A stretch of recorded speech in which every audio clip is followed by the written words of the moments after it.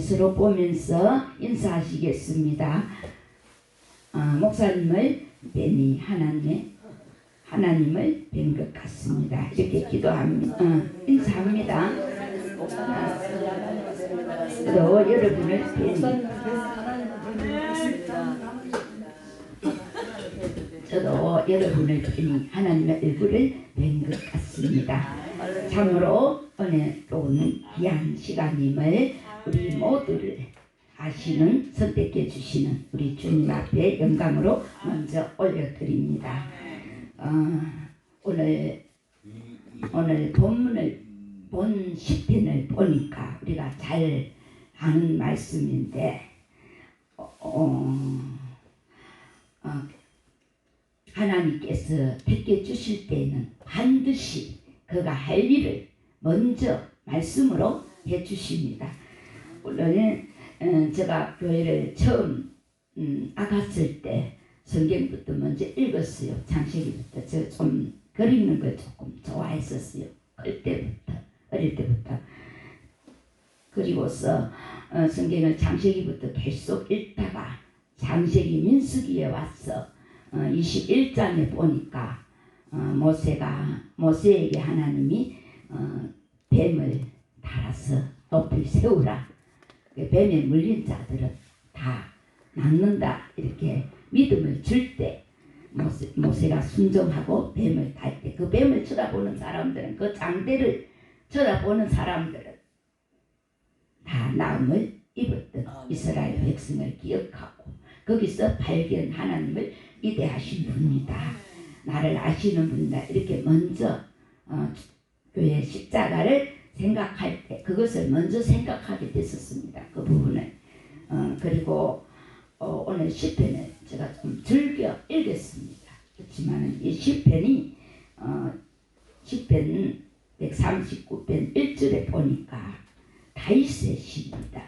다윗이 성령님을 따라서 부르는 하나님의 영광을 올려드리는 시인데 13절에 와서 주께서 내 내장을 지으시고, 여기에 조금 힘이 들어가더라. 왜 힘이 들어갔냐 하면은 내장을 감히 안과 겉은 하나님이 지었었다고 이해는 하지만 내 내장까지 지었을까, 이게 참 관심이 굉장히 있었어요. 그래서 이걸 읽다가 보니까 너무 하나님의 은혜 아니고서는 우리가 살아갈 수 없다는 것을 새삼 하나님을 발견하면서 새삼 느꼈습니다.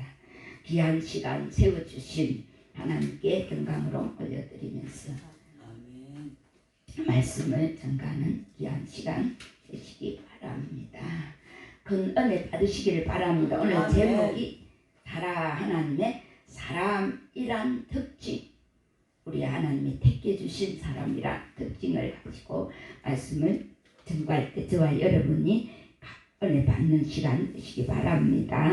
우리 본 시편 1절로 12절까지는 다윗이 하나님의 말씀 앞에 다윗이 중심을 드릴 때에 그 중심을 하나님께서 받으시는 그 빛에 하나님의 말씀의 빛에 나를 비추어볼 때 나를 살펴보셨으므로 가장 먼저 주님이 나를 아시고 이 편에서도 내가 안고 일었음을 아시며 저는 이 구절을 가지고 많이 기도를 시킬 때마다 많이 하고 할 때마다 또 내가 안고 일었음을 하시는 하나님 이렇게 많이 했었습니다. 여호와여 내 해 말을 알지 못하시는 것이 하나도 없으십니다. 이렇게 말씀을 하시고 또 나의 앞뒤를 둘러싸시고 내게 안수하셨나이다. 얼마나 좋으신 주님이신가를 새삼 느끼게 됩니다. 야를 하나 들게요. 납비, 유대 지방에 쓰는 납비는 선생이란 말입니다. 납비 매니어가 안식일에 교회에서 설교를 하고 있는 동안 집에 있던 그의 두 아이가 갑자기 죽었어요. 아내는 두 아이의 시신을 2층으로 옮기고 하얀 전을 씌워 놓았어요. 납비가 돌아오자 아내는 물었어요. 당신에게 한 가지 물어볼 것이 있습니다. 어떤 사람이 나에게 값비싼 보물을 맡기면서 잘 지켜달라고 부탁한 뒤 돌아갔습니다. 그런데 그 사람이 예고도 없이 불쑥 나타나 맡겼던 보물을 돌려달라고 하면 어떻게 해야 좋을까요? 납비는 생각해 볼 여지도 없다는 듯 그런 경우에는 즉시 주인에게 돌려주어야 해요 라고 대답했다. 그래서 아내는 사실은 방금 하나님께서 귀중한 보물 2개를 찾아가 버리셨습니다 하고 말했습니다. 충분히 납득한 납비는 아무 말도 하지 않았습니다. 여러분, 본 실패는 우리 하나님은 못하시는 일이 없습니다. 본 실패는 창조의 신비를 새삼 거론하지는 않습니다. 이미 창조된 곳에 살고 있기 때문입니다. 그러나 자신을 지으신 하나님의 오묘하심을 들어 주님의 전능성을 말하고 있습니다. 요한복음 3장 8절에서도 바람이 임의로 불면 내가 그 소리를 들어도 어디서 오며 어디로 가는지 알지 못하나 성령으로 난 사람은 다 이러하니라고 말씀합니다. 바람과 영은 온이 같습니다. 토퍼름만 부름만 영이 임의로 불매 영이 자기 주도적으로 역사하는 것입니다. 신비에 속합니다. 창세기는 모든 책의 모판, 모든 부분을 이해하는 데 근본이 됩니다. 하나님의 계시가 서있는 모퉁이 돌이요 모든 진리의 기반이 될 뿐 아니라 뒤에 오는 모든 영광의 요소가 되며 또 성경에 날과 씨이다라고 불린 거가 한 말입니다. 도토리 안에 상수리 나무가 숨어있듯이 특히 창세기 1장부터 11장 안에 성경의 모든 진리가 배정으로 숨겨져 있습니다. 그것은 하나님께서 왜 아브라함을 택할 수밖에 없었는가를 설명하고 은혜와 헌신의 관계를 가르쳐주고 있습니다. 우선 창세기 11장까지 내용을 보면 3가지 주제가 반복됩니다. 죄, 심판, 은혜가 바로 그것입니다. 예를 들면 첫째 아담과 하와의 불순종입니다. 신라권 이 말은 하나님께서 아담을 찾으셔서 가죽옷을 해 입히신 일입니다. 둘째 가인이 아벨을 죽인 일입니다. 하나님께서 가인을 하나님 면전에서 쫓아내십니다. 가인에게 표식을 주신 일입니다. 셋째 하나님의 아들들이 사람의 딸들을 사랑하여 결혼합니다. 홍수 심판입니다. 노아의 가족과 동물들에게 방주를 주셔서 구원하신 일입니다. 넷째 노아의 후손이 밥을 쌓습니다. 언어의 혼잡입니다. 아브라함을 부르신 일입니다. 스가랴 4장 6절에서도 힘으로도 능으로도 안되고 오직 성령으로 충만을 믿는 자는 누구나 받을 수 있습니다. 그렇게 지속될 때 건세와 은사가 나타나는 것입니다. 세상 풍속을 버려야 합니다. 이사야 65장 8절과 25절에서도 하나님의 거룩한 백성들에게 놀라운 언약의 말씀입니다. 너희의 기도가 응답되겠다. 평화가 이루어지겠다. 평화는 하나님의 놀라운 기도의 응답. 하나님의 뜻이 속에 있습니다. 시련과 역경 속에서도 즐거워하시는 하나님의 뜻입니다. 믿는 자들은 끝까지 감사하는 자가 되어야 합니다. 성령은 구원의 역사를 주도하십니다. 하나님의 영 성령은 창조로부터 재창조에 이르기까지 하나님의 구원 계획을 알고 하나님의 때에 맞춰 그 계획을 수행함으로써 구원의 역사를 주도해 가십니다. 성령은 우선 창조의 영으로서 주도적으로 하나님이 세상 창조에 가담했습니다. 그리고 종말의 영으로서 재창조, 하나님 나라의 건설에 가담합니다. 창조와 재림 사이에서 벌어지는 구원의 역사는 성령이 주도합니다. 이 구속사는 크게 이스라엘 시대와 새 이스라엘 시대로 나누어집니다. 이스라엘 시대는 족장 시대와 국가 시대로 나누어집니다.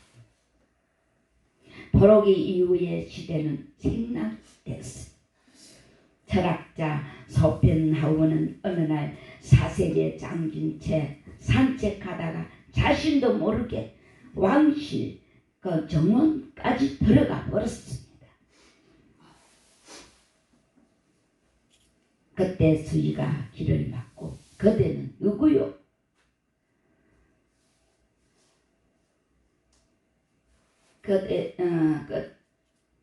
하고 묻자 소펜하우어는 나도 모릅니다. 내가 누군지 당신이 가르쳐 주시면 고맙겠습니다 라고 대답했다고 합니다. 이렇듯 사람은 때에 따라서는 자신을 모를 때도 있습니다. 하지만 하나님은 이 세상 모든 만물을 창조하신 분이시며 모든 장애물을 꿰뚫고 우리를 보시며 다 아십니다. 물리적인 현상뿐 아니라 우리의 속마음과 성경까지도 아시며 계시록 2장에서는 귀 기울여 우리의 소리를 듣고 계십니다. 인간이 하나님을 거역하고 적대 관계를 가졌은 하나님께서는 당자의 아버지처럼 누가복음 15장에 거역한 인간을 사랑하시어 그의 독생자 예수님을 희생시킴으로써 거역한 인간을 자신과 화목케 하소서. 또한 이 부분은 친밀의 결과에 대한 응대한 진리의 서론이요 교육이기도 합니다. 시편 122편 1절과 4절에서는 예루살렘의 초청은 하나님의 집에 올라가자 이 말을 듣고도 기뻐하는 모습, 그 이유는 과거에 은혜를 받은 영광스러운 모습이 생각났기 때문입니다. 그리고 함께 기쁨 나눌 성도가 있었기 때문입니다. 어느 날 방송 설교를 듣던 중 한 약가 대학생이 형편없는 성적으로 방황하다가 주님을 믿어서 은혜를 받아 하버드 교수가 되었다는 간증을 들었습니다. 성경 받은 사람의 특징은 감사하는 생활입니다. 여러분, 시편 119편 116절에는 주님의 말씀대로 나를 붙들어 살게 하시고 내 소망이 부끄럽지 말게 하소서. 하늘의 해와 달과 별을 쳐다보기만 해도 화평하고 들판의 작은 꽃들을 바라보기만 해도 감사로 가슴이 뜨거워지는 사람이 바로 성령 받은 사람. 오순절날의 성령의 역사는 뜨거움의 그 특징입니다. 물불같이 뜨거운 하나님의 사랑과의 만남의 간격이 복받치는 뜨거운 사랑 성령 체험은 뜨거운 감사를 어찌할 도리가 없어서 지쳐나가 뜨겁게 애치지 않을 수 없었던 것입니다. 시편 122편 5절에서도 예루살렘 성전의 정치로 판단의 보좌 앞에서 은혜를 받은 성도들이 알아서 순종하며 헌신하는 모습을 보고 은혜를 받습니다. 세상 정치는 배신과 급모술수 상수 상호 비난과 깎아내림과 정반대의 모습이 결정치였던 것입니다. 교회를 위한 기도, 10편 122편 6절과 7절에서는 교회의 평안을 위해 항상 기도하라고 명령하십니다. 이유는 축복의 본질이 말씀의 보좌 앞에서 나오기 때문입니다. 성령의 생수가 막히지 않고 흘러야 하기 때문입니다.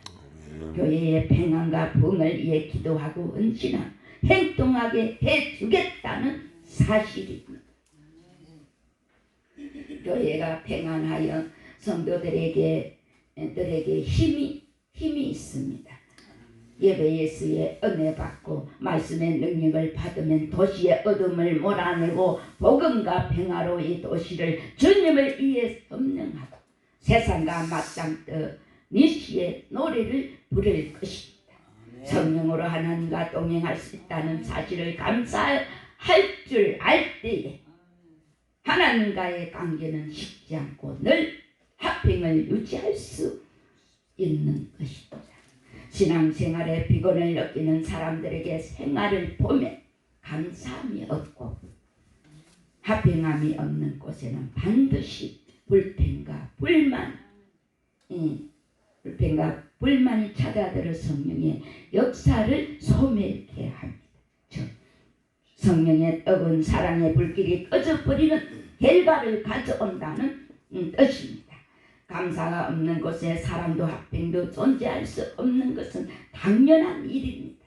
성령은 감사하는 영혼에만 뜨겁게 역사하시는 것입니다. 우리를 창조하신 하나님은 우리를 잘 아십니다. 그러시기에 언제나 나를 세밀히 관찰하시고 도움이 필요할 때마다 적시옵소서 도와주시는 것을 믿으시기를 주님의 이름으로 축원드리나이다. 하나님이 나를 아신다는 신앙을 가지신 분은 큰 축복을 받으신 것입니다. 어떤 배가 큰 풍랑을 만났습니다. 승객들은 겁에 질려 우왕좌왕하며 서로 껴안고 줄 몰라 했습니다. 모두 사색이 되어 절망감에 사로잡혔습니다. 그런데 한 소년이 장난감을 가지고 태평하게 놀고 있는 것을 보고 한 부인이 너무 무섭지 않느냐고 물으니까 소년은 내 아버지가 입에 선장예 아버지는 배도 잘 알고 바다도 잘 알아요 라고 대답하더랍니다. 우리가 믿는 하나님은 우리를 잘 아십니다. 아멘. 그분은 천지 만물을 다 창조하시고 다스리시는 분이십니다. 수달이라는 동물은 수면에 뜬 상태에서 새끼를 가슴 위에 채웁니다. 새끼가 잠든 것을 알면 어미는 살며시 새끼를 가슴에서 수면 위로 내려놓습니다. 그리고 새끼가 물결에 떠내려 가거나 다른 동물의 습격을 받지 못하게 어미는 반드시 가까운 장소에서 지킵니다. 하나님의 사랑도 그런 것입니다. 내가 혼자 있다고 해서 하나님의 사랑이 떠난 것이 아닙니다. 나를 아시는 하나님은 언제나 가까운 곳에서 지켜보고 계심을 믿으시기를 주님의 이름으로 축원드리나이다. 여러분 마태복음 6장 9절에서도 주님의 뜻이 이루어지는 곳이 땅이라 창조하신지라 이 히브리어로는 바라 창조 무에서 유를 창조했다는 뜻입니다. 상식으로 이 창조는 인간이 할 수 없고 지존자 전능하신 주님만 할 수 있습니다. 진정한 창조는 하나님만이 할 수 있습니다.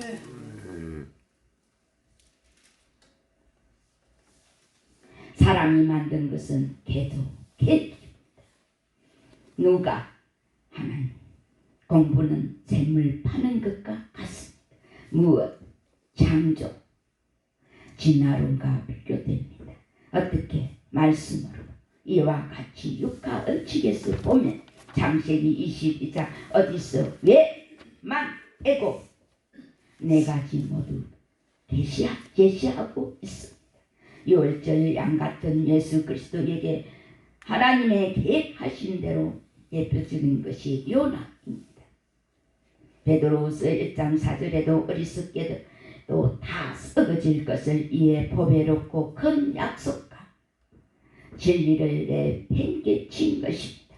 이렇듯 사리사욕에 눈먼 지도자와 이에 미혹된 이들이 있는 곳엔 그것을 합리화하는 애곡된 가르침이 있습니다. 진리에 대한 주장만 있고 실천은 없습니다. 거짓 선생들이 탐심으로 지어낸 말에 속아 넘어가 호색하는 이들이 벌써 여럿 생겼습니다. 거짓 선생들의 관심은 돈과 정욕이었습니다.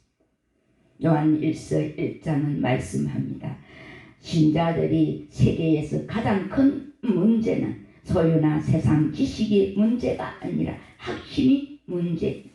확신이 있을 때 지식이 빛나는 것입니다. 확신 없는 지식은 무용지물입니다. 주님을 처음 믿은 사람들은 구원의 관계 때문에 사탄이 시험에서 승리하고 담대하지만 믿은 지 오래된 사람들은 갈등과 좌절과 진보가 없습니다. 어떻게 하면 하나님의 뜻대로 확신을 가질 수 있을까요? 하나님은 태초부터 계시는 분이십니다. 요한복음 1장 1절에서도 태초부터 있는 태초는 시간과 공간을 초월하신 하나님이란 뜻입니다. 주님은 규원과 능력과 지혜가 하나님과 동일하셔서 우리의 구원자가 되실 수 있는 분이십니다. 구약이 예언대로 부활하신 고린도 전서 15장 4절에서 성경대로 살아나시고 이 교훈은 하나님의 신실성을 보여줍니다. 누가복음 24장에서도 27절에 하나님의 신실하신 약속을 이루십니다. 하나님은 생명의 말씀이십니다. 요한일서 1장 1절로 태초부터 있는 생명의 말씀에 관한 목사의 강론은 단순히 예배를 들었다는 차원이 아니라 하나님을 만나고 주의 음성을 들어야 합니다.